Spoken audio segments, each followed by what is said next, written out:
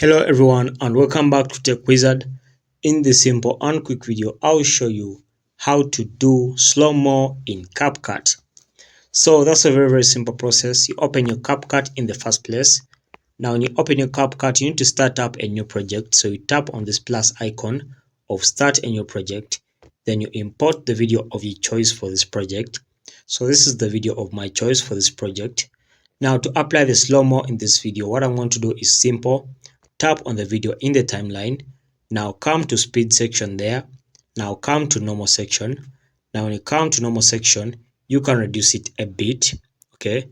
When you reduce it a bit, you have to tap on smooth slow-mo and make sure it is in better quality. The last option, which means smooth, better quality. So you have to keep the pitch on. Then you tap on the stick right there.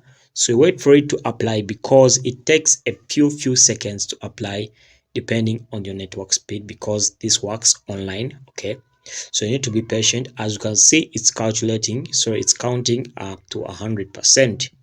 So when it reaches up 100%, it has applied, as you can see. So the smooth slow-mo has applied, as you can see. That is how it looks like. Okay, so thank you for watching. Until next time, we shall meet in the next video.